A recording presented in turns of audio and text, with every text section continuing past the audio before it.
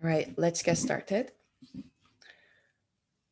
So last week we learned um, the um, the first part of the prehistoric and the ancient Mediterranean world chapter, and today we are going to continue to see this chapter.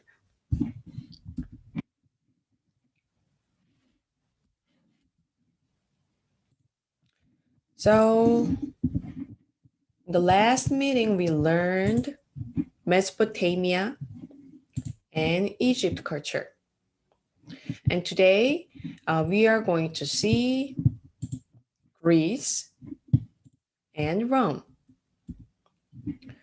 So let's see the timeline again. Um, so Mesopotamia, we saw a city-state by Sumerian, and the first empire by Akkadians, and the second empire by Babylonian, and the third empire by Assyrians, and the fourth empire by Babylonian again. And we saw Egypt art. So now let's see the Greece timeline. So this is the Greece timeline. Uh, the Greece comes from the Aegean culture, and the artistic cultures of the Aegean parallel in time those of Egypt and Mesopotamia, about 3000 BCE. And the last period of Greece is called Hellenism. And Rome is here. Rome began before the century and continued to the 4th century. So let's briefly see the Aegean culture first before the Greece.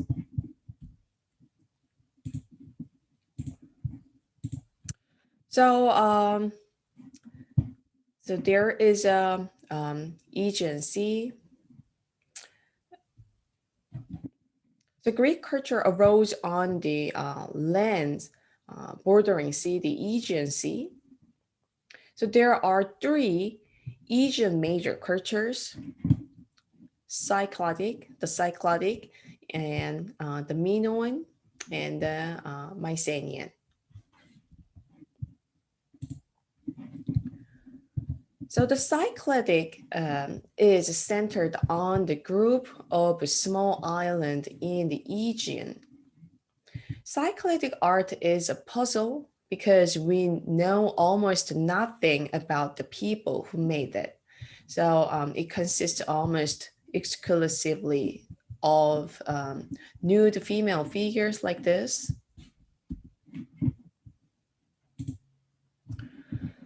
And the Minoan culture is based on the island of Crete here at the southern end of the Aegean, and centered on the great city of Knossos here. Minoan culture can be traced to about 3000 BCE. And we take this name from the legendary king called Minos, who's supposedly ruled at Knossos. And the palace at Knossos features post and intel construction with painted columns, topped by pillow-like capitals. And Minoan culture. The Minoan culture is based on the island of, the Mycenaean culture. So Mycenaean culture, called because it formed around the city of Mycenae here, flourished on the south coast of the Greek mainland. Mycenaeans built palaces and temples, but they are also noted for their elaborate burial costume and tombs like Egyptians. The burial places in and around Mycenae have yielded large quantities of exquisite gold objects, such as a rhyton in the shape of a lion's head like this. So we just saw the three major Aegean major cultures before the Greece. So based on these three Aegean major cultures, the Cycladic, the Minoan, and the Mycenaean, Greek art arose, and Rome followed Greek art. So the word classical refers to two cultures, Greece and Rome.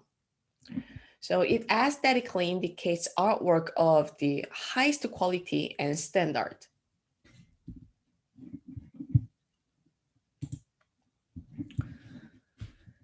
So the Greek philosophers were the first to speculate on the nature and purpose of art.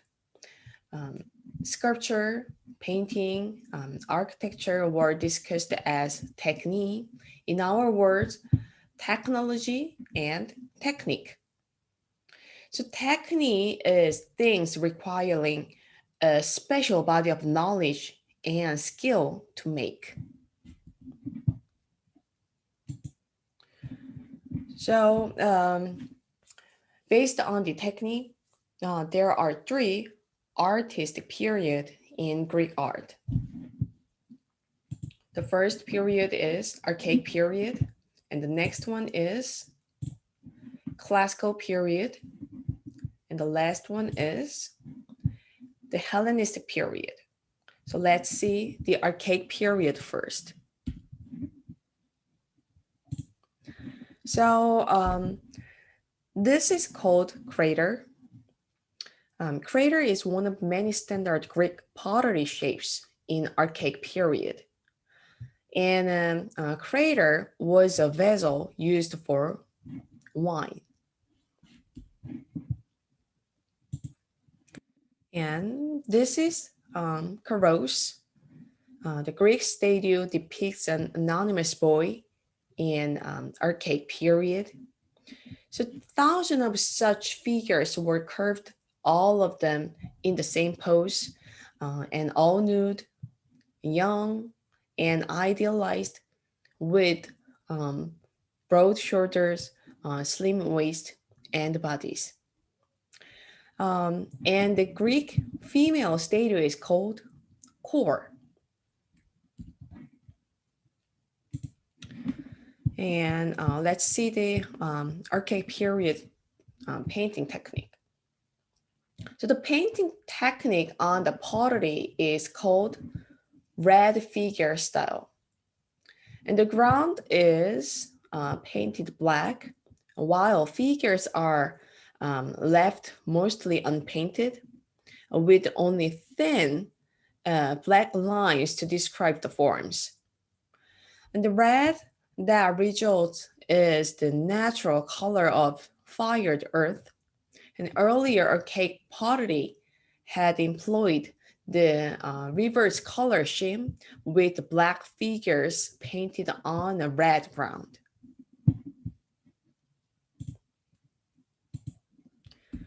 And now let's move on to the classical period of Greece. The classical period dates from 480 to the 323 BCE, and it is considered to be the height of Greek art. So this sculpture's pose is called contrapposto. And the Greeks invented contrapposto pose of sculpture to express the potential for motion inherent in a standing human. And bronze was the favored material for freestanding sculpture in ancient Greece. So now,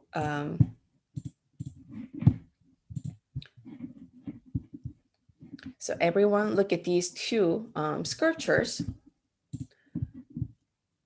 So let's compare these two styles of Greek scriptures. The archaic scripture versus classical scripture.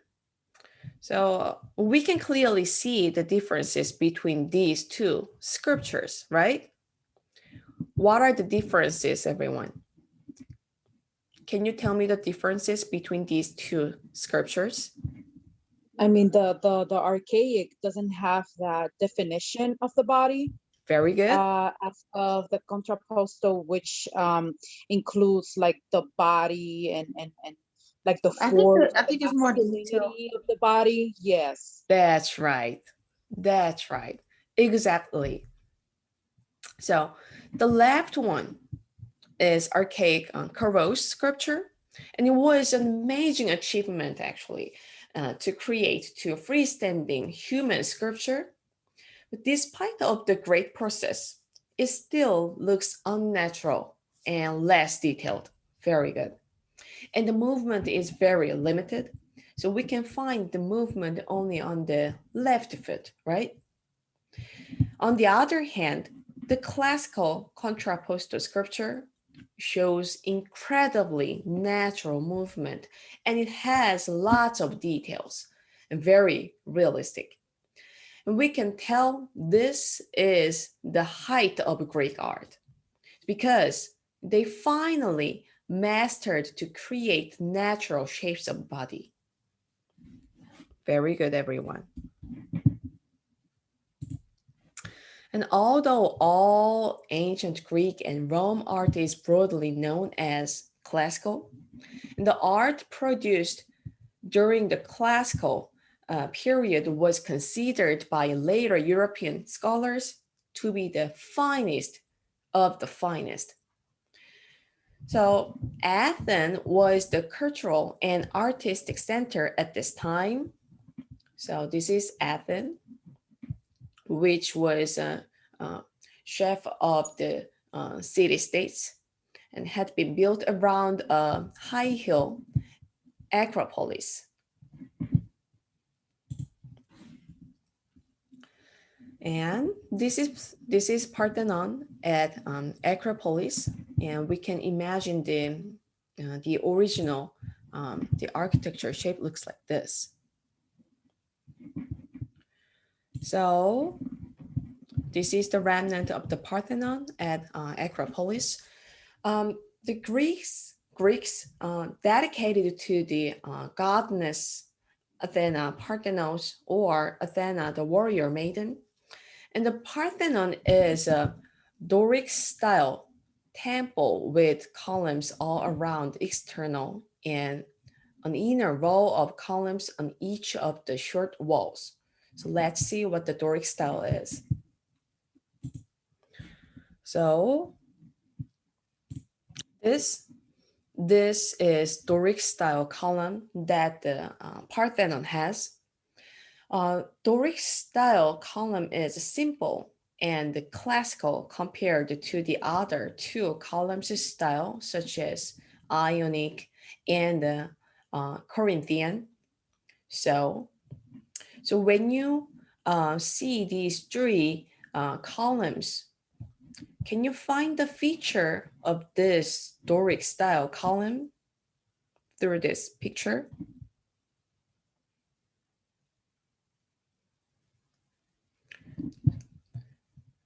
Not about the decoration part. Let's just focus on this, the columns shape. What's the difference?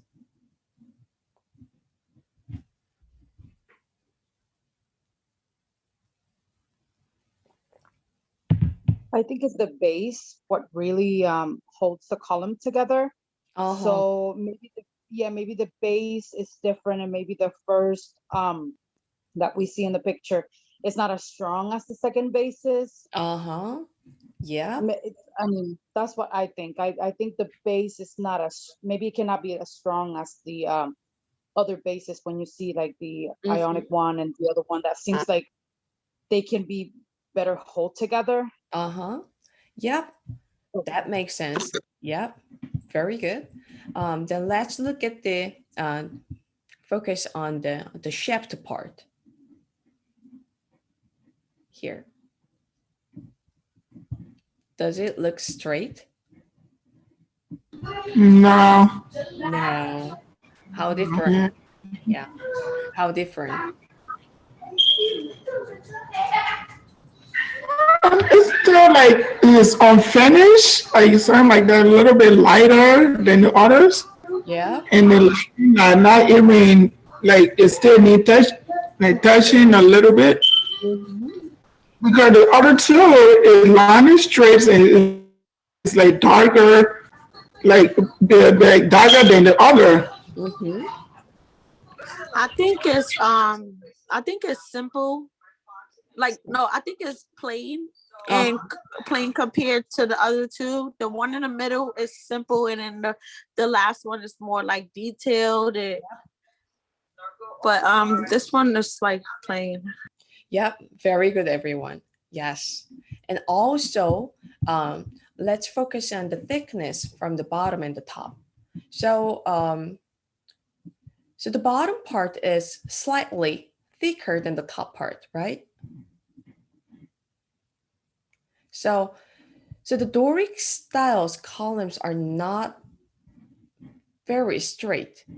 So it looks like this. Why?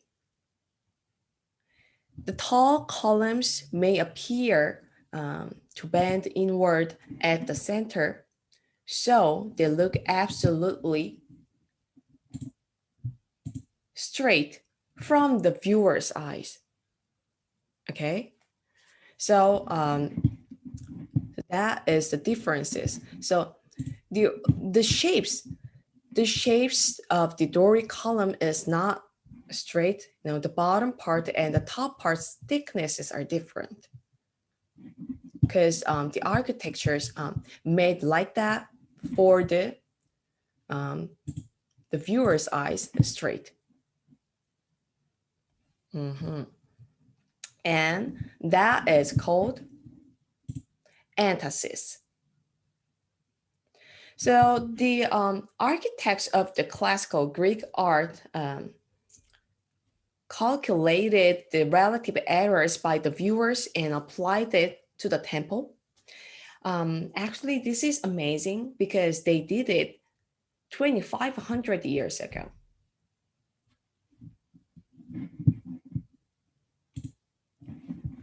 And so let's move on to the last Greek art period, Hellenistic. Professor, Yep. I'm sorry for interrupting, but it kind of like bothered me a little bit. The BC is before Christ. What's the E stand for? So this effect is called antithesis. So are you asking me the effect of this?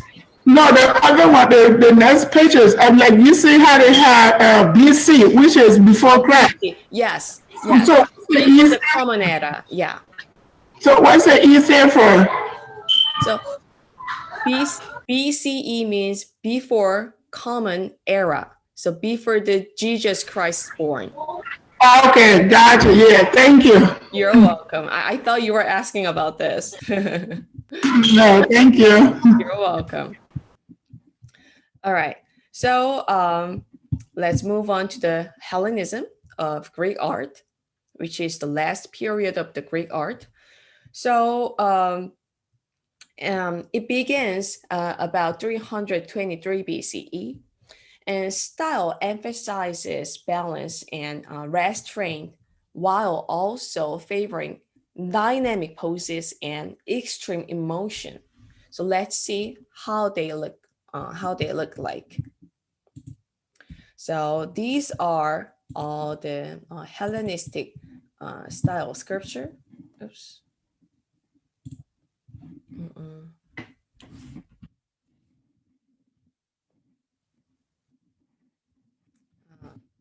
Excuse me, everyone. I lost my error. Okay, I found it. Okay. So, so the sculptures of this era poses with theatrical, the theatrical quality and the complex poses. So I will show you a video. I'm going to share a video to show more the Hellenistic art sculptures.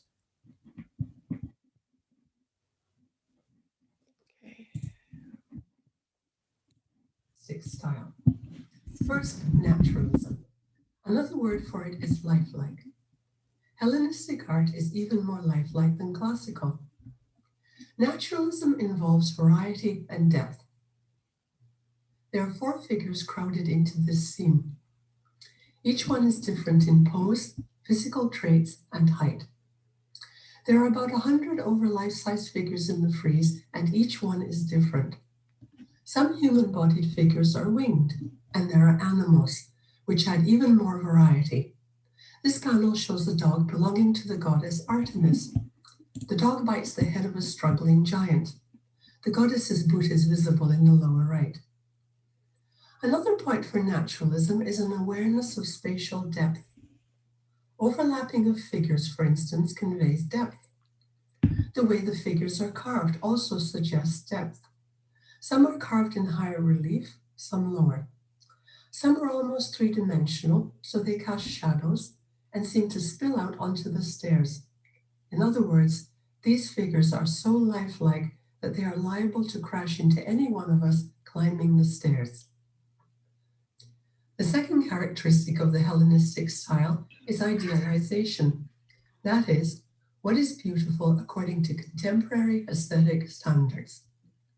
Hellenistic sculptors can copy classical types of faces, but they also find beauty in more varied faces. This is a classical face from the 5th century BC. Calm, youthful, a round face with slightly slanted eyes and full lips. A typical Hellenistic face can be youthful, but can also look older, like this bronze head of an idealized philosopher. The third characteristic of the classical style is restraint. There is no restraint in Hellenistic art. There are 2 types of restraint found in classical art, compositional and emotional.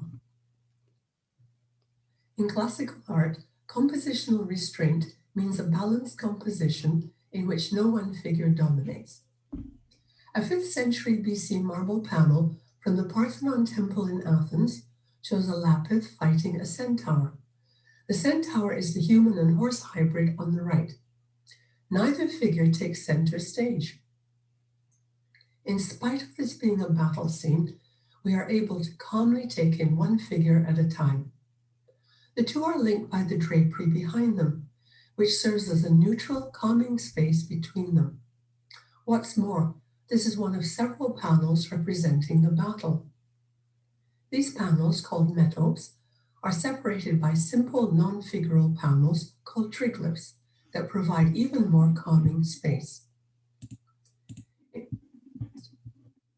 So, she appears to demand our attention at the expense of the other figures in her group. But because of the crowding and overlapping of all the figures, we are asked to take them in too, almost at the same time. And all right, so let me stop about here.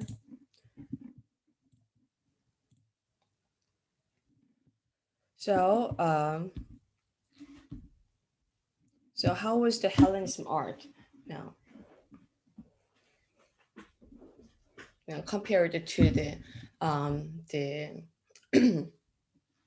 the classical period of Greek art.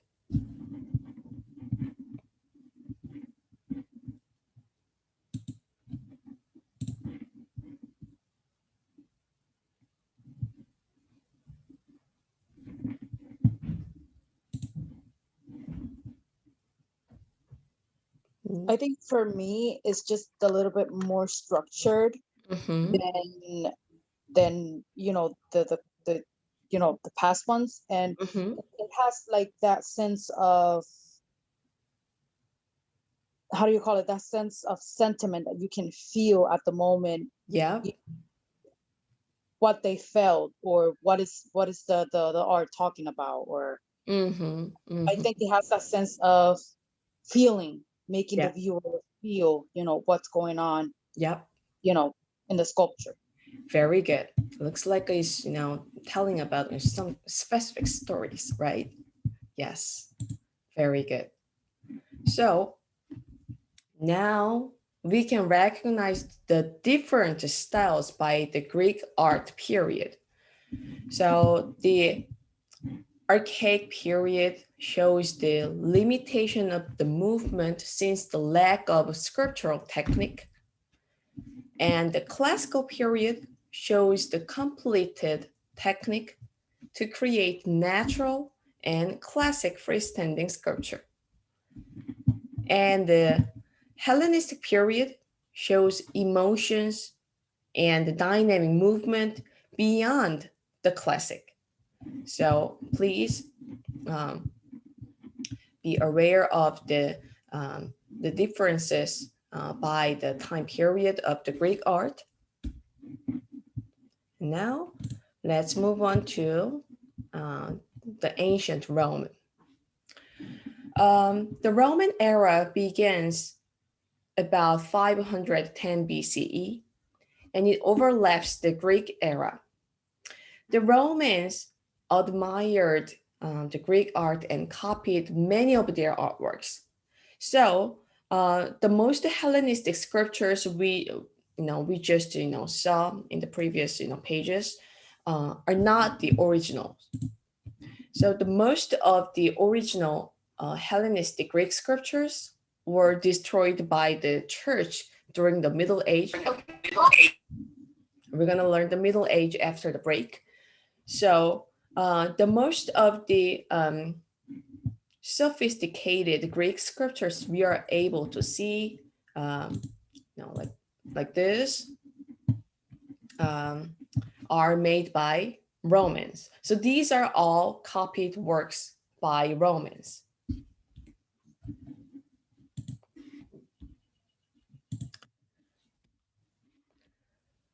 Okay. And Roman art also tends toward realism. So as you can see on the left, wall painting, all the figures look very natural and very realistic. And the Romans were best known for their architecture and engineering. So their most famous monument is the Colosseum. So this is it. And the Colosseum covers over 6 acres, and it has 80 arched entries and exits. And it's accommodated over 50,000 people. So this is the inside of view. So it's truly symbol of Rome. So that's it for this chapter, the prehistoric and the ancient Mediterranean world. So I hope you enjoyed to see all the ancient art through this chapter. And we have a discussion related to this chapter. So this is it.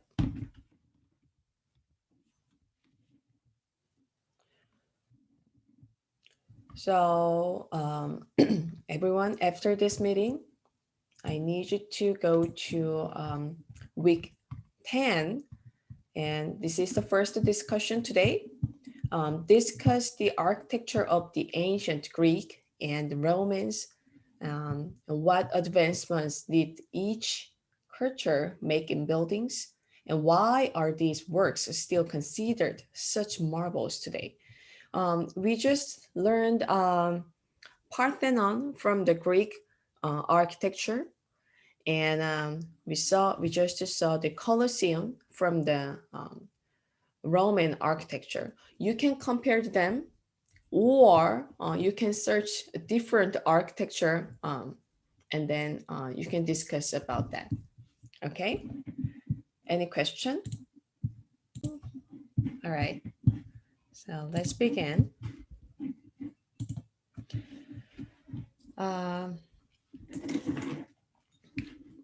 So the Middle Age is the art movement after the Rome, the classical, the art of Greek and Rome.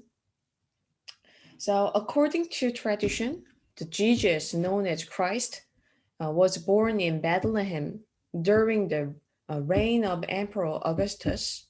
And in time, his followers would become so influential in world affairs that our common calendar takes as its starting point the presumed date of Jesus' birth, calling it year one. Um, so, so the Middle Age art is starting from the Christianity, but as a matter of fact, the 6th century calendar makers who devised this plan were wrong in their calculations.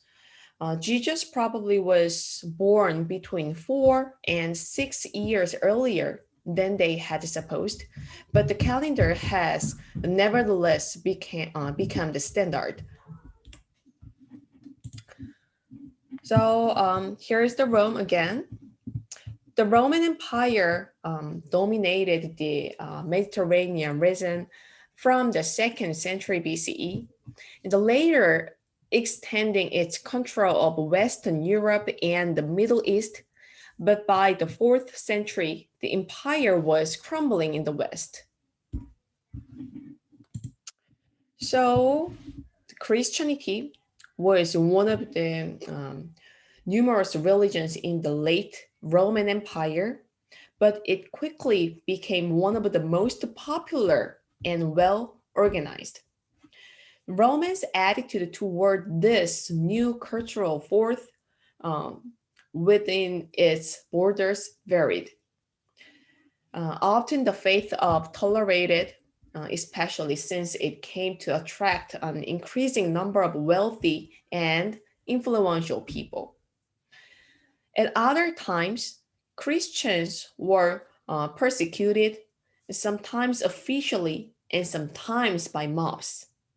So one reason for the persecutions was that Christians refused to Are you worship. talking about religion? Huh? Oh. so the one of the persecutions was the Christians refused to worship the gods and the godnesses of the state religion, including the emperor himself, in addition to their own god. So clearly, such people were a threat to the political stability and well-being of the empire. And the Christianity's situation changed abruptly in the year 313 when the Roman Emperor Constantine, this is him, uh, issued an edict of tolerance for all religions. Not only were all faith now free to practice openly, but also Constantine himself patronized Christianity. So while battling his political enemies in 312, Constantine had a vision of a cross with the inscription in the sign concord. He interpreted this to mean that following Christian teachings and worship the Christian God would lead him to victory. He won the battle and converted to the Christian faith.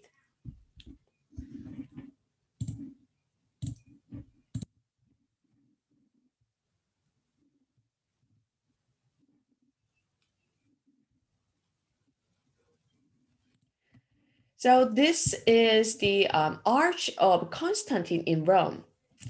His triumphal arch is a monument erected to commemorate these victories. It pictures the battle that secured his imperial title, as well as scene of past emperors' triumphs and personifications of victory. So this panel is coming from the Constantine, the architecture here.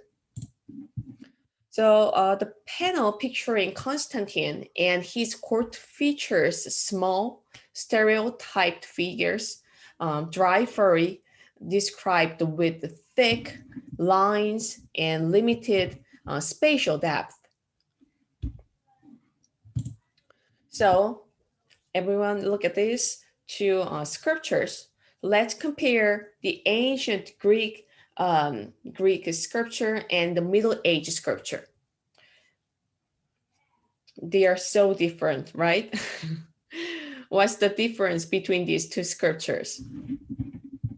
The left one is from the Hellenism Greek art, and the right one is the Arch of Constantine from the Middle Age, based on the Christianity.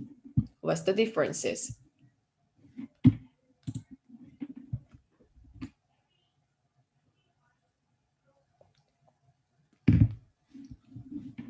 I don't know how to say the names, but one seems to be carved into stone, which is the one with the middle age, and then the other one seems to be just, you know, sculptured. And I don't know the material, but it seems to be a sculptured, you know, not carved into a stone or something like that. I don't know how to say the names. Yeah, feels like that. Yes, yes, very good. What else?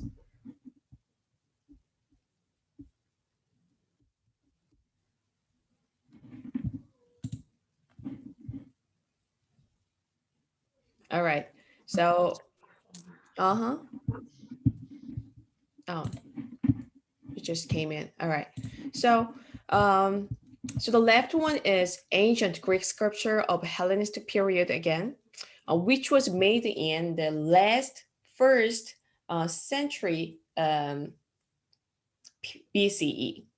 So it is made before the century.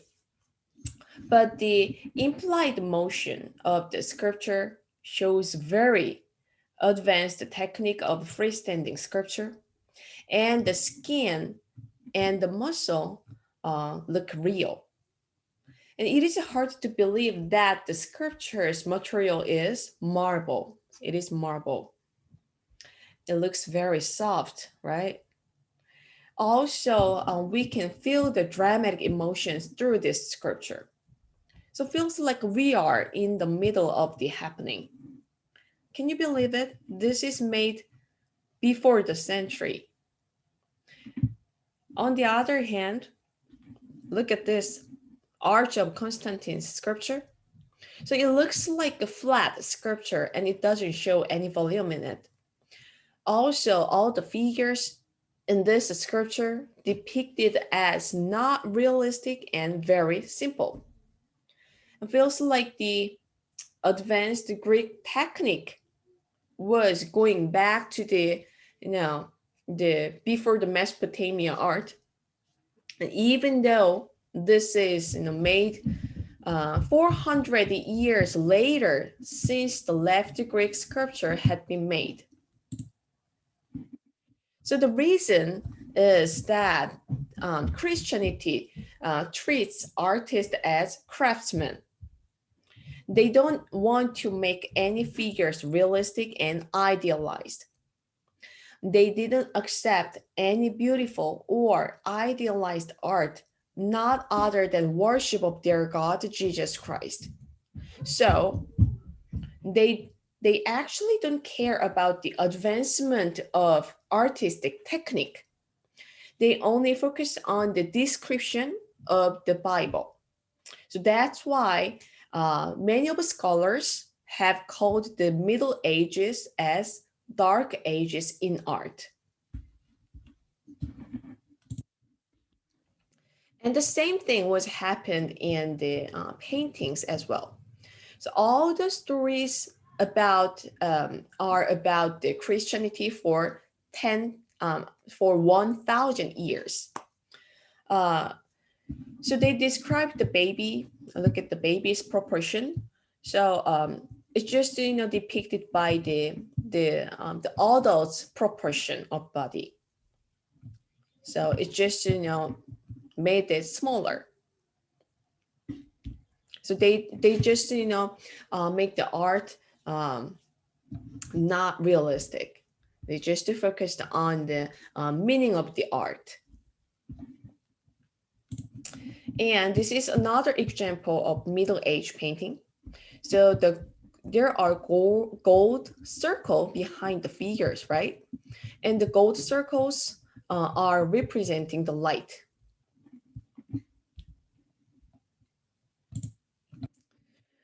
And let's compare the ancient Romance paintings and the Middle Age painting. So like the comparison of the sculpture, the ancient Romance painting is very realistic, but the Middle Ages painting is simplified.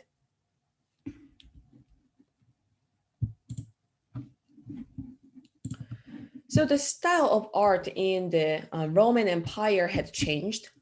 The beauty of the human body was no longer important to artists.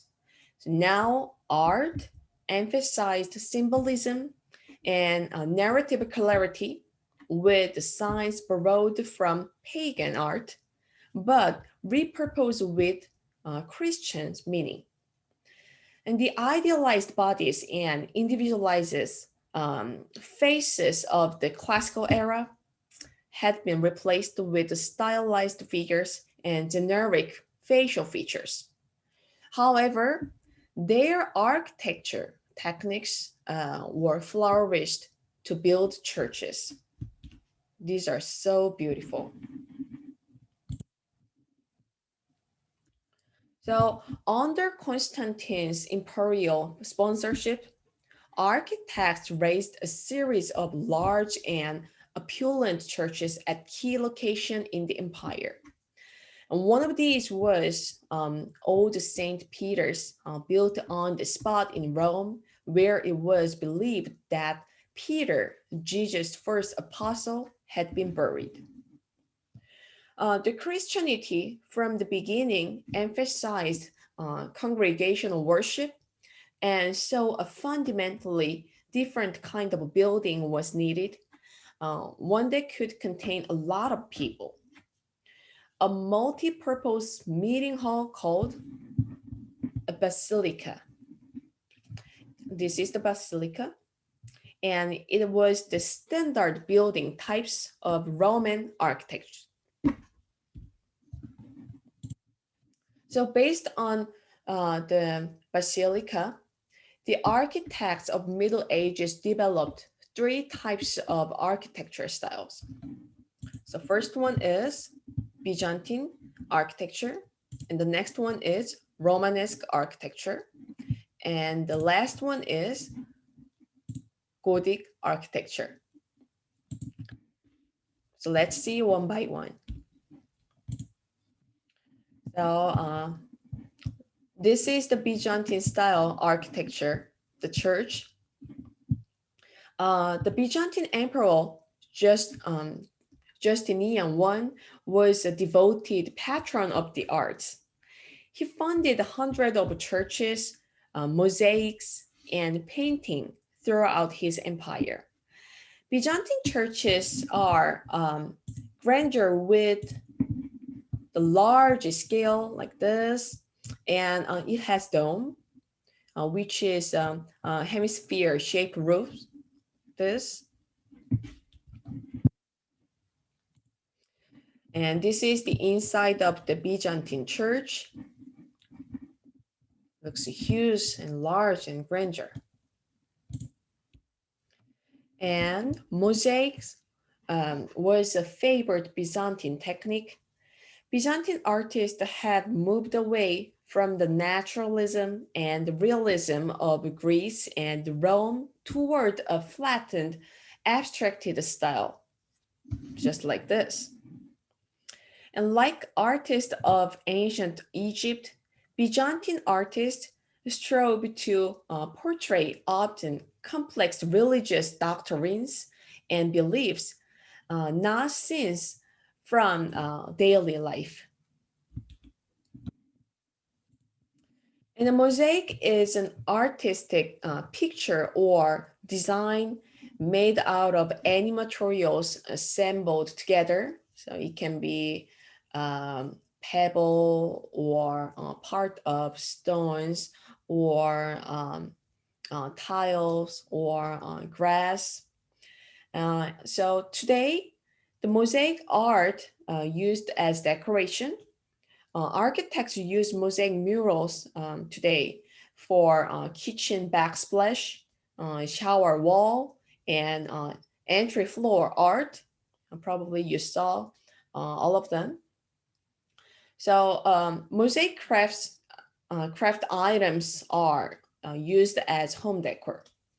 So cities often decorate public places such as parks with mosaic murals and sculptures.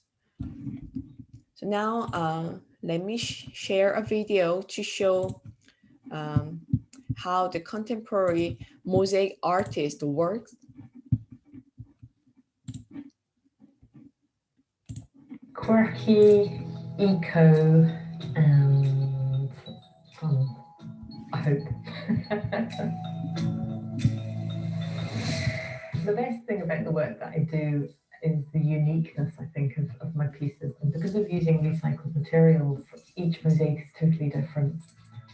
I love taking old crockery and turning it into something new, especially something that's special to a family that's been broken or chipped, and then making it into something pretty and pleasurable that they can hang on. So these types of art called mosaic art. See the ingredients. If I take on a commission, I do usually ask the client if they have anything to include, and that's always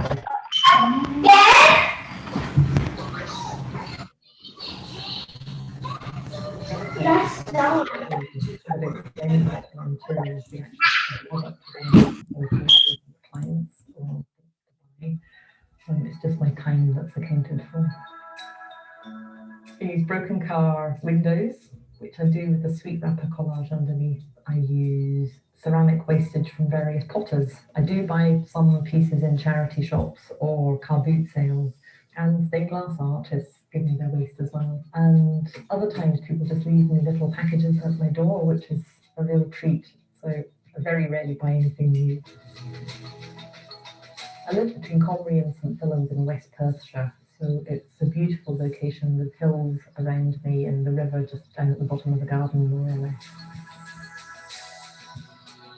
Many years ago, my husband and I, we couldn't agree on the garden table until finally I said, well, what about having a mosaic table in the garden? And he just thought that was a great idea. So I had to go and learn how to make mosaics to be able to do that. And as soon as I started, that was me hooked. There's something very sort of zen about making mosaics, I think. And once you're in that space and it's going well, you just don't want to stop. I love the reaction that people get when they see my pieces. They see it as a sort of an overall picture, first of all, and then they kind of look into the minutiae of the piece and they'll sort of realise that there's a dog's nose on something, or I've made a flower out of something that's totally unexpected. For me, it's not all about money. It's to do with sort of the joy of making and also sort of the joy of people receiving it. Aren't they so beautiful?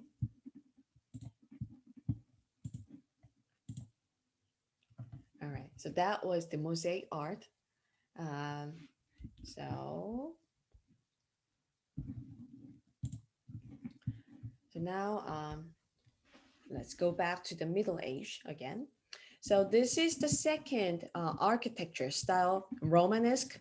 So it looks like this. The Romanesque period was marked by a building boom. Contemporary commentators were thrilled at the beautiful churches that seems to be springing up everywhere. Later art historians called the style of these buildings Romanesque. For despite their great variety, they shared certain features reminiscent of ancient Roman architecture, including an overall massiveness, thick stone, round arches, and barrel vaulted stone ceilings. So it has a beautiful single arch windows like this. That is the most popular feature of the Romanesque architecture. Now, let's move on to the Gothic architecture style. We saw this before, right? So the Gothic style was started by a powerful French abbot named Sugar, who wanted to enlarge and remodel his church and the Abbey Church of Saint Denis near Paris. He came to believe that an ideal church should have certain characteristics. It should appear to reach up to heaven, like this. It should have harmonious proportions, and it should be filled with light, like this, with the stained glass window. So to fulfill those goals, his architects responded with pointed arches. These are pointed arches and ribbed vaulting and flying buttresses. So it is ornate and linear vertical elements that direct eye upward. And it has a stained glass window so large, so they seemed like a translucent walls with the beautiful and exotic colors. So I'm gonna share one more video to show the stained glass art. This is going to be beautiful.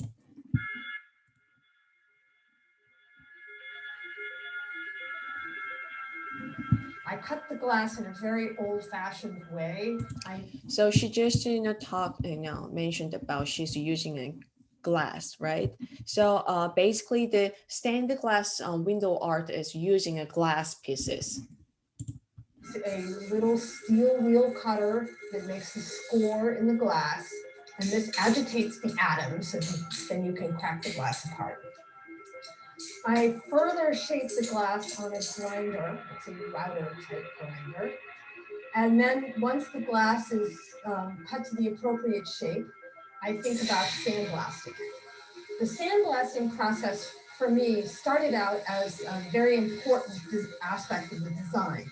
But now that I'm into engraving, I just use it to prepare the surface. So I sandblast the glass, and that roughs it up a little bit, makes it look a little frosty and cloudy. Once that has taken place, I bring the glass upstairs and I start to think about engraving it. I should say at this point that I am using a type of hand-blown glass known as flash glass.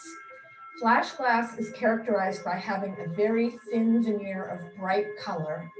It's made as a bubble in a hot shop, the way they make any type of hot glass. And it's basically giant bubbles that they smooth out into a sheet. But it has this layer of color on it, and that can be removed.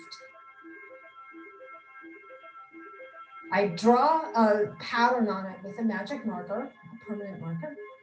And then I go into the glass with tools that are engraving tools. They would remind most people of dentist drills, especially in how they sound.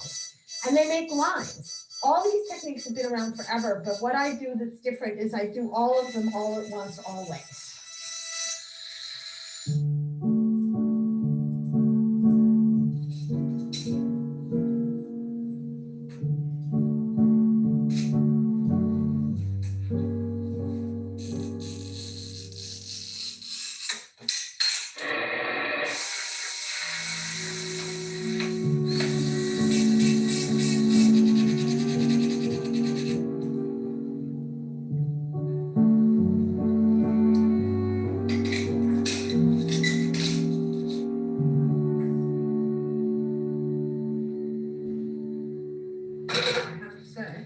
One of the techniques that I like working with is carving into the glass. That's actually not something that is historically typical of this medium. It's something I've really investigated myself.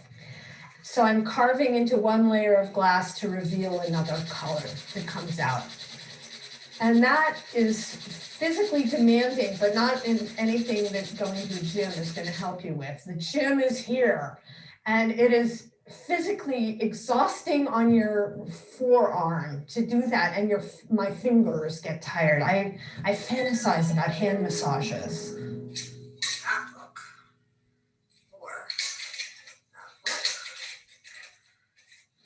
And then I stack the glass. So if I have a sheet of red on clear, I might also have a piece that's cut to the exact same dimensions that's blue on clear.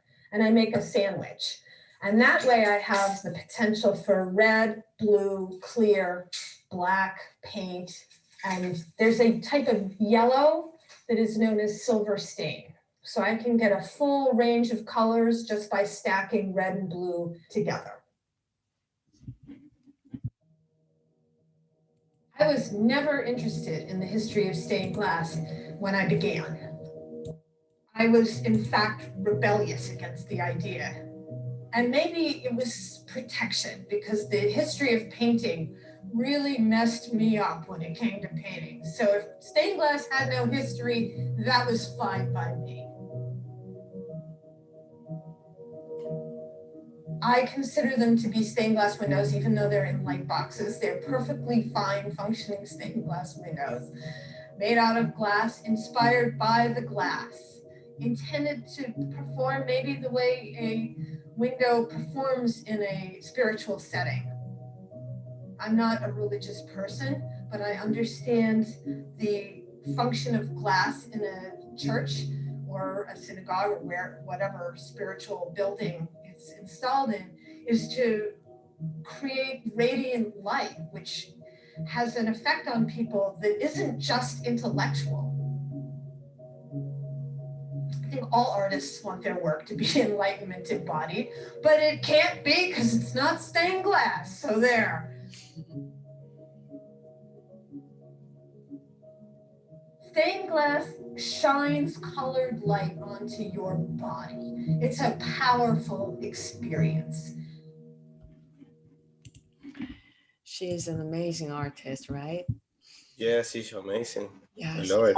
It's awesome. Yes, it is awesome. Yes, love it. Okay, so again, the Gothic architecture uses the stained glass window, so large. So and also the sculptures are very long. They're made very long, like the church's roofs. So during the Middle Ages, the architecture was flourished by the building churches. So these three styles are clearly different. So the Byzantine architecture style is grandeur and large scale with dome and mosaic.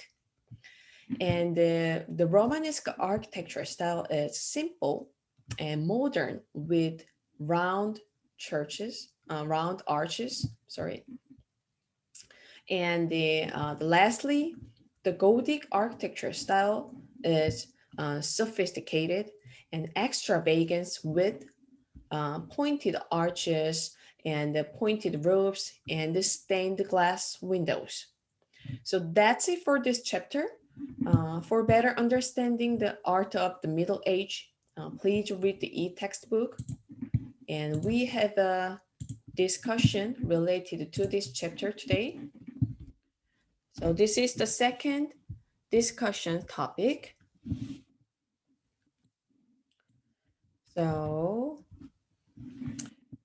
we just learned the Middle Age was a time of a strong religious belief. And please select two artworks each made for believers of a different religion and contrast how the artist has emphasized the religious elements of the artwork. So I need you to choose two different religions. For example, one can be Christianity and the other one can be Buddhism, like that. And then choose one artist. Choose one artworks from the religion, from each religion, and then compare them and define the religious elements to emphasize the religion. Okay. That's the second discussion topic.